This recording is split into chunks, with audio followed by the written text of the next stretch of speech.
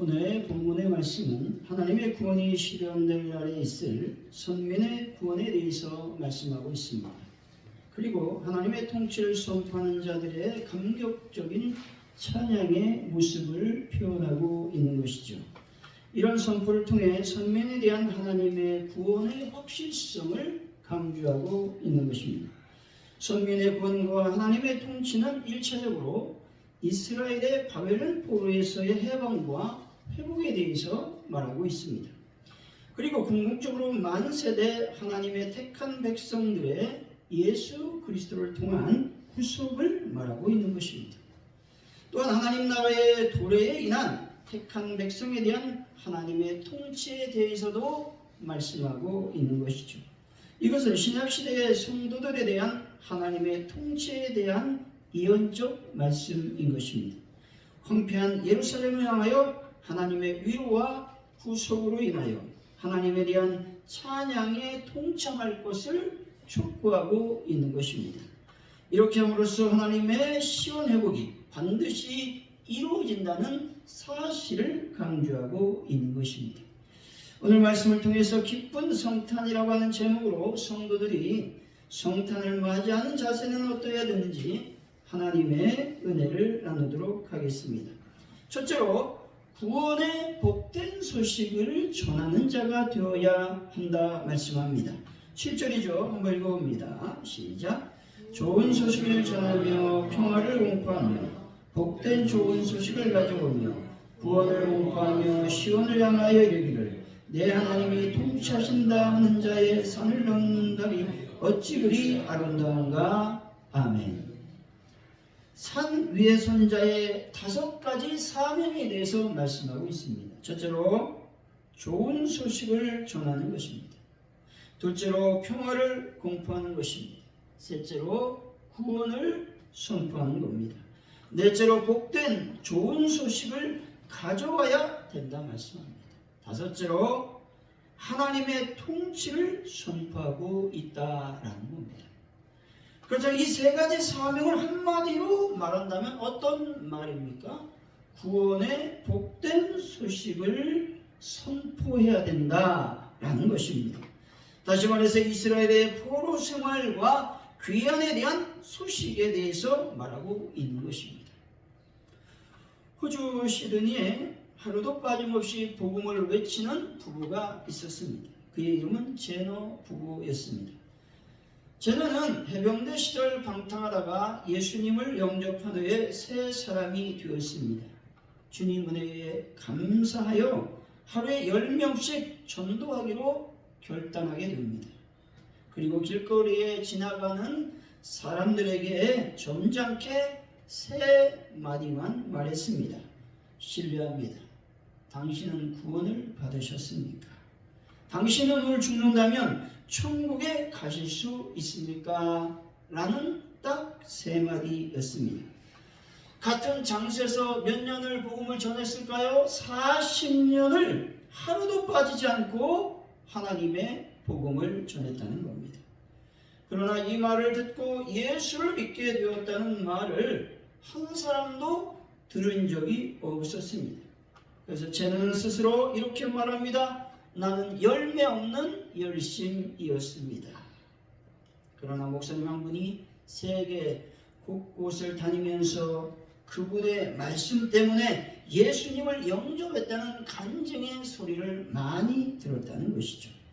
확인해 본 결과 14만 6천 명이라고 하는 놀라운 영혼이 이 제너 부부의 복음을 듣고 예수님을 영접하게 되었다라는 것입니다. 인도에서 온 외교관이 부임한 후 어린아이를 데리고 장난감을 사러 가다가 이분의 전도를 받게 됩니다. 그리고 이분이 인도로 돌아가서 예수님을 영접하고 하나님의 전도자가 되었다라고 하는 것입니다. 수많은 선교사들이 이분의 이 전도 때문에 예수 믿고 선교사가 되었다고 간증했다라는 것입니다. 목사님은 감격 속에 제너 부부를 찾아갔습니다. 근데 그는 다 이제 늙어서 누워 있었습니다. 목사님이 이 소식을 전해주었습니다. 그는 그 소식을 듣고 2주 후에 하나님의 부르심을 받았습니다. 장례식에서 목사님은 이렇게 말합니다. 당신들은 천국에서 가장 유명한 사람입니다 라고 말이죠. 디모데후서 4장 2절입니다. 너는 말씀을 전파하라. 때를 얻든지 못 얻든지 항상 힘쓰라. 범사의 오래 참음과 가르침으로 경책하며 경계하며 권하라 말씀합니다. 디모데에게 그리스도 안에서 이루신 하나님의 구속 사역을 모든 사람에게 담대하게 전할 것을 명령하고 있다는 것입니다. 제노부부는 때를 얻든지 못 얻든지 하루에 10명씩 하나님의 복음을 전하기로 결단했다는 겁니다. 눈에 보이는 결신자는 없었습니다. 그럼에도 불구하고 그들은 복음 전하는 것을 멈추지 않았습니다. 예수 믿었다고 자기들에게 얘기하는 그런 열매는 알 수가 없었습니다. 하지만 복음 전하는 것을 멈추지 않았다는 것이죠. 그들은 비가 오든 눈이 오든 바람이 불든 간에 하나님의 복음 전하는 일을 결코 멈추거나 쉬지 않았다라고 하는 겁니다. 결국 제노부부의 면류관은 뭐였습니까? 천국에서 유명한 사람이 되었다라고 하는 것입니다. 이 땅에서 유명한 사람이 되려고 많은 사람들이 자신의 재물을 씁니다. 자신의 재능을 씁니다. 하지만 우리가 힘써야 될 것은 저 천국에서 유명한 사람이 되는 것입니다. 우리가 힘써야 할 것은 복음을 증거하는 일인 것입니다. 복음을 증거할 때 우리는 늘 오래 참아야 된다는 것을 말씀합니다. 왜냐하면 죄인을 대하시는 하나님, 그리스도의 속성, 태도가 오래 참음이시기 때문에 그렇습니다. 다시 말해서 죄인들이 하나님의 복음을 거부하고 받아들이지 않을지라도 인내함을 가지고 하나님의 복음을 전해야 된다라는 겁니다. 이것이 전도인의 자세인 것입니다. 하나님의 복음의 증인의 삶을 살기 위해서는 늘 성령님의 지혜를 구해야 되는 겁니다. 따라서 전도하려고 마음먹는 사람들은 시험에 빠지지 않고 사단의 보호를 받기 위해서 항상 깨어 있어야 되는 겁니다. 그리고 하나님께 기도하며 복음을 증거해야 되는 것이죠. 바울은 복음을 위해서 자신의 생명을 조금도 아끼지 않았다고 성경은 말씀하고 있는 겁니다. 그에게 체면이 있었습니다. 자존심이 없었을까요? 그러나 바울은 체면과 자존심을 내세우지 않았습니다. 그가 그것들을 내세웠다면 결코 하나님의 복음을 전할 수 없었을 것이고 하나님은 그를 절대적으로 사용하실 수 없었을 것입니다. 그는 왕 앞에서도 목숨을 걸고 전도했습니다. 병든 자에게 전도했습니다. 장사꾼, 지식인, 가난한 자, 심지어 죄수까지도 가리지 않고 하나님의 복음을 증거했다라는 겁니다. 만나는 이들마다 그들의 신분을 가리지 않고 복음을 증거했습니다. 전도는 주님의 지상 최대의 명령이요 그리스도인이라고 한다면 반드시 누구나 소원하는 일이라고 하는 것입니다. 전도는 결코 아름다운 말로나 지식으로 미묘로 하는 것이 아닌 것이죠. 그것은 복음 전하는 일에 반드시 핍박이 따라오기 때문에 그렇습니다. 미친 자는 여건에 관계없이 취해 있는 자를 말합니다. 복음 전하는 자는 주변 여건에 관계없이 오직 주님께 모든 것을 맡기고 전하는 일을 계속해야만 되는 것입니다. 사랑하는 성도 여러분, 기쁜 성탄에 복음을 증거하는 말이 어찌 그리 아름다운가 라고 하는 사실을 깨닫고 오늘 또 복음을 증거하는 분들이 되어서 천국에서 유명한 분들이 되시기를 예수의 이름으로 간절히 축원드립니다. 둘째, 어떤 상황에서도 찬양을 멈추지 말아야 된다는 겁니다. 9절 2절 한번 읽어보시죠. 시작. 너 예루살렘의 황폐한 곳들아 기쁜 소리를 내어 함께 노래할지어다. 이는 여호와께서 그의 백성을 위로하셨고 예루살렘을 구속하셨습니다. 아멘. 여기서 황폐한 곳이라고 하는 말은 문자적으로 바벨론의 침공을 받아 황폐한 예루살렘의 현실을 말하고 있는 겁니다. 또 이면적 측면에서 보면 바벨론 포로되어 오랫동안 절망 가운데 살아온 이스라엘 백성들을 의미하는 말로도 사용하고 있다는 겁니다. 나라를 잃고 바벨론에서 포로로 고통의 신음 속에 살아갔던 이스라엘 백성들은 아무런 소망을 가질 수가 없었습니다. 그들에게는 오직 절망만이 인생, 삶의 동반자였다는 것이죠. 근데 선지자는 바로 그러한 이스라엘 백성들에게 기쁜 소리를 내어 노래할 것을, 찬양할 것을 권면하고 있는 것입니다. 여러분 같으면 이해가 되겠습니까? 납득이 가겠습니까? 지금은 힘든데 노래하라는 거예요. 찬양하라고 말하고 있는 것입니다. 황폐한 곳에 처한 자들, 포로되어 절망 중에 살아온 자들의 말은 찬양이 아닌 원망과 탄식의 말, 비애와 절망의 노래가 나오는 것이 당연한 정상인 것이죠. 근데 왜 선지자는 황폐한 것과 포로된 상황에서 노래하되 기쁜 소리를 내어 함께 노래하라고 말하고 있는 것입니까? 그것은 바로 하나님께서 이스라엘 백성을 위로하셨고 예루살렘을 구속하셨기 때문이라고 말하고 있는 것입니다. 다시 말해 하나님께서 이스라엘 백성들을 위로하시고 바벨론 포로에서 해방시킬 것이기 때문이라고 말하고 있는 것입니다. 여기서 중요한 것이 나옵니다. 미래형을 사용하지 않고 완료형을 사용하고 있습니다. 즉 무엇을 하실 것이며 라고 말하지 않고 무엇을 하셨고 무엇을 하셨음이라고 말씀하고 있는 겁니다. 이러한 일이 과거에 이루어진 일처럼 선언하고 있다라고 하는 것입니다. 지금 상황이 중요한 것이 아니라 하나님께서 반드시 구원과 구속을 이루셨다 말하고 있는 것입니다. 이 믿음을 갖고 찬양하라고 권면하고 있는 것입니다. 미국의 MD 앤더슨 암센터에 김우신 박사님이 계십니다. 그분이 아주 흥미로운 암에 대해서 얘기하고 있는데 그에 의하면 암이 잘 낫는 분과 암이 잘 낫지 않는 부류들이 있다는 겁니다. 그것은 그 사람의 심리적 상태에 따라서 달라진다고 얘기하고 있습니다. 그를 찾아오는 한국 사람들은 유난히 근심이 많아서 치료가 잘 안 된다는 것이죠. 한국 사람들의 특징 뭡니까? 인터넷이 발달돼 갖고 다 찾아봅니다. 뭘 찾아보냐면 좋은 쪽으로 찾아보는 것이 아니라 이 항암제를 맞으면 부작용이 뭔지에 대해서 쭉 살펴보고 여러분 잘 낫는 좋은 어떤 그런 것보다 부작용이요 2배, 3배가 많습니다. 약이 대부분 그래요. 그래가지고 한국 사람들은 선생님에게 찾아와서 이 약을 맞으면 부작용이 이렇고 이런데 어떻게 되겠습니까? 얘기한다는 겁니다.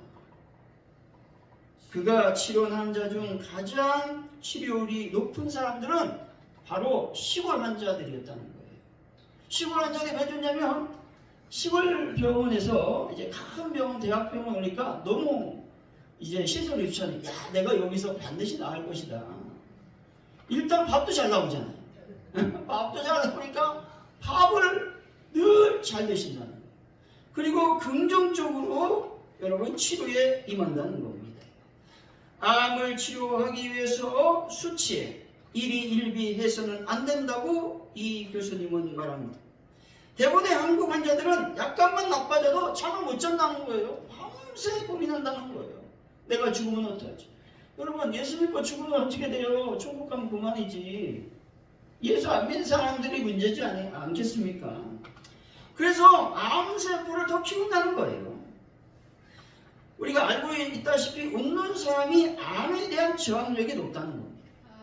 항상 밝고 믿음이 강한 사람은 그 면역세포가 그렇지 않은 사람보다 1000배가 높다는 겁니다. 우리 몸에서 암세포를 잡아먹는 대표적인 면역세포가 뭐냐면 NK세포입니다. 즉 자연 살해세포라는 거예요. 이 세포가 많으면 암 치료가 잘 되고 암에 잘 걸리지 않는다는 것입니다. 김우신 박사는 여러 사람을 대상으로 이 세포의 수치를 조사했는데 항상 웃고 즐겁게 하는 사람들에게 수치가 높다는 평가 결과를 냈습니다. 특별히 교회 안에서 높은 사람이 있는데 그것은 교회 성가대의 찬양대원들이 일반인보다 그 수치가 1000배가 높게 나왔다. 그러니까 이 교수님이 깜짝 놀란 겁니다. 찬양대원들.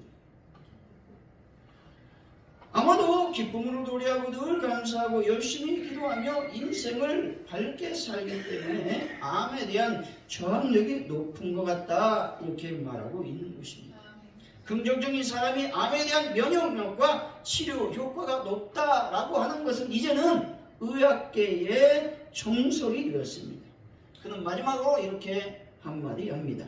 교회의 찬양대원은 일반 사람보다 NK세포가 1000배 높다는 것을 기억하며 살아가시기 바랍니다, 라고 말이죠. 뭐 해야 된다는 거예요? 우리가 하나님을 찬양하며 살아야 된다라고 하는 것입니다. 하나님을 항상 찬양하며 기쁘고 즐겁게 사는 사람은 면역력도 증가되고 하나님의 풍성한 은혜를 맛보게 될 것입니다. 사랑하는 성도 여러분, 하나님을 날마다 찬양하고 기쁨으로 하나님을 높이는 분들이 다 되어서 기쁜 성탄을 하나님께 찬양하는 귀한 분들이 되시기를 예수의 이름으로 간절히 축원드립니다. 셋째로 하나님의 구원하심을 확신해야 된다고 말하고 있습니다. 10절이죠. 한번 읽어봅니다. 시작.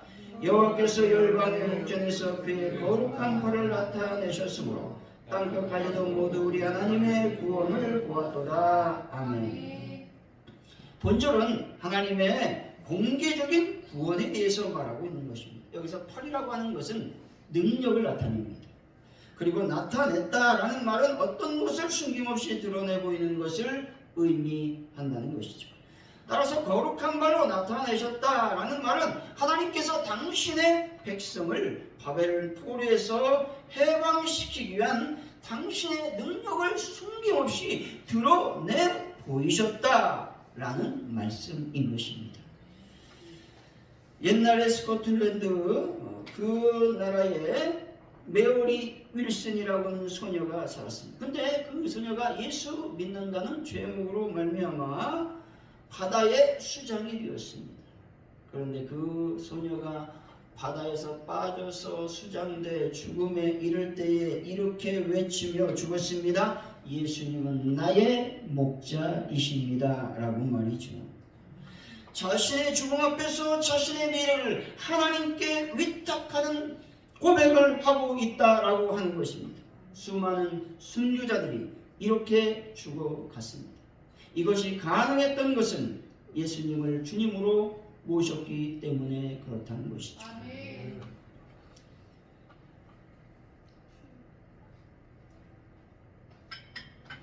수천 마리의 호주떼가 레이더도 없이 누가 신호를 하지 않은데도 불구하고 1000마일을 날아가 하와이에 가볍게 내려앉는다는 것입니다. 누가 그렇게 했을까요? 우리 하나님 아버지가 그렇게 하셨다는 겁니다. 미물도 하나님께서 인도하시는데 여러분의 미래를 누가 인도하실까요? 하나님 아버지께서 인도하신다는 사실을 여러분들은 믿으시기 바랍니다. 우리는 지옥에 떨어지는 존재가 아니라 영원한 생명을 갖는 하나님의 자녀라는 구원의 확신을 가지고 살아가는 분들이 되시기 바랍니다. 요한복음 5장 24절이죠. 내가 진실로 진실로 너에게 이르노니 내 말을 듣고도 나 보내신 이를 믿는 자는 영생을 얻었고 심판에 이르지 아니하나니 사망에서 생명으로 옮겼느니라. 아멘. 예수님을 나의 구주 나의 하나님으로 영접하게 되면 용기도 생기고 확신도 생기고 믿음도 생기게 된다라고 하는 것입니다. 예수님이 나의 하나님 나의 구주로 여러분이 영접한다면 우리 인생의 모든 문제는 해결될 것이다 라는 겁니다. 오늘도 주님이 내 과거의 모든 잘못을 용서하시고 내 미래의 주님이 되시는 것을 믿고 따를 때 영생의 소망 가운데 살아간다는 사실을 여러분들이 믿으시기 바랍니다. 고린도전서 1장 18절이죠. 십자가의 도가 멸망하는 자에게는 미련한 것이요 구원받는 우리에게는 하나님의 능력이라 말씀합니다. 구원의 확신이 있는 자에게 십자가는 하나님의 능력이 되는 것입니다. 믿음으로 여러분 항상 구원의 확신을 갖고 살아가시기 바랍니다. 결론적으로 기쁜 성탄에 어떤 자세로 성탄을 맞이해야 됩니까? 구원의 복된 소식을 전하는 분들이 되시기 바랍니다. 둘째로 어떤 상황에서도 하나님을 찬양하는 일을 멈춰서는 안 되는 것이죠. 셋째로 하나님의 구원하심을 확신하는 분들이 되시면 좋겠습니다. 사랑하는 성도 여러분, 기쁜 성탄의 구원의 확신으로 날마다 하나님을 찬양하여 구원의 복된 소식을 증거하는 분들이 다 되시기를 예수 이름으로 간절히 축원드립니다. 기도합니다. 하나님 아버지 감사합니다. 이 시간 기쁜 성탄에 우리가 하나님을 찬양할 수 있도록 도와주시기를 원합니다.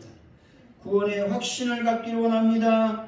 특별히 구원의 복된 소식을 전하는 자들이 다 될 수 있도록 복을 더하여 주옵소서. 감사합니다. 예수님의 이름으로 기도하옵나이다. 아멘.